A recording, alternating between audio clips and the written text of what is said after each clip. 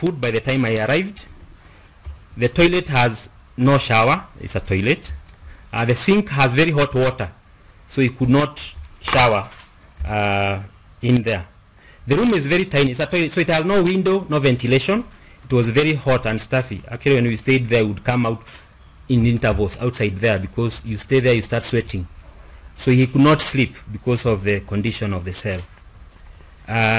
He was yet to be granted access to his lawyers. His lawyers, as has been mentioned, were brutalized outside there. The families did not even know where they were. I'm the one who facilitated, because I had a phone. He would call the family, he would call the lawyers. But he told me he had been visited by a Canadian consular official in the morning. He also told me in the morning the immigration officials brought him some forms to fill to regain his citizenship. But he told them, I'd never lost my citizenship, I won't sign those documents. So they went back. In the meantime, the lawyers had gone to court, so I was called by Orengo, who told me they were on their way. So they came and told me they were facing difficulties to serve the court orders. They also needed to give Miguna a copy of the court order. So I went outside, got two court orders, gave Miguna one, and I tried to serve the officers who are in charge of that area. I had come to know the officer who was commanding the division. That was one Bernard Amugune, and the immigration officer in charge of that area refused to disclose his name. But I told them, here is the court order, it's valid, please receive it. They all refused and told me to sign it, to give it to their bosses. In the meantime, the lawyers went to pin. Orengo told me that they had decided to pin the court orders to the various offices there. Remember, my pass was expiring at midnight, so I left. And yesterday I went back at 9:30. Same problems, same stonewalling. I did not get a pass until 3 p.m. So I went. The first thing, Miguna had not eaten. So I went, I asked him, what do you want to eat? I went to buy him food at the cafe, and I went back. He also told me the Canadian consular officials had come, but they had been denied access to him. The lawyers were outside there. They were not allowed to see him. So we stayed together talking. Nothing much happened until around 8:30, because the cafes there closed in that terminal. So I needed to buy him dinner so that when I leave, he has food for the morning. So I went, I had checked outside. Nothing seemed to be happening. There were just very few officers, but I guess they were waiting for the opportune moment to strike. So I left, I went outside. In the meantime, Orengo called me and Harvey and told me they have obtained further orders for the release of Miguna. They asked me where I was, so I told them I'm at the cafe waiting for Miguna's food. I'll be there shortly. But while I was waiting for the food, Harvey came with Julie Soweto in a panic. They had been beaten, and actually they wanted to exit the airport because the GSU were pursuing them.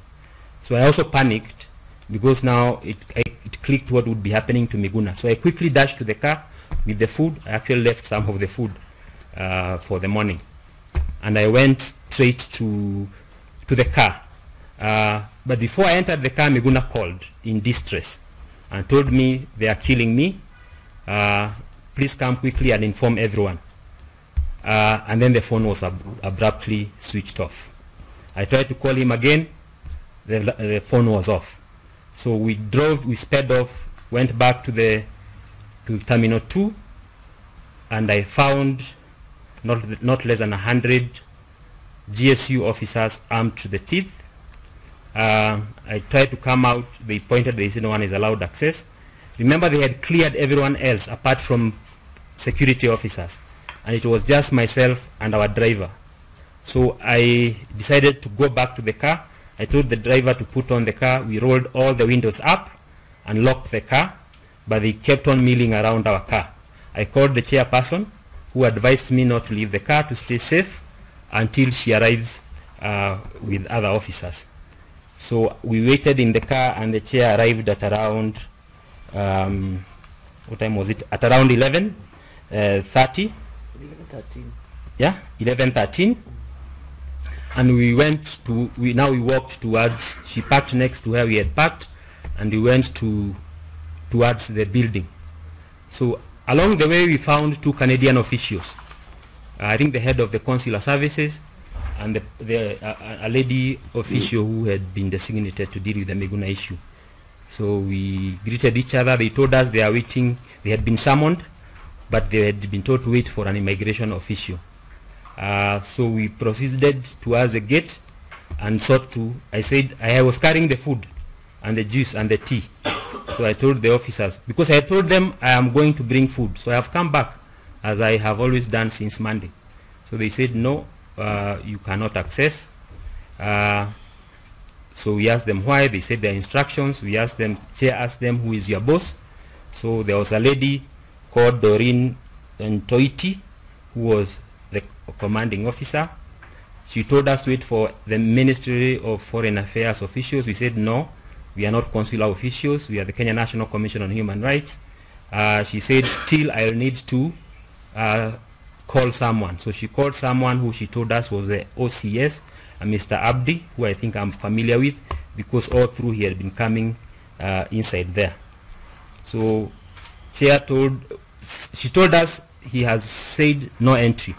So Chair sought to speak to the superior, but they refused. They did not pick. They could not give the number. So that was it. We left the airport at 12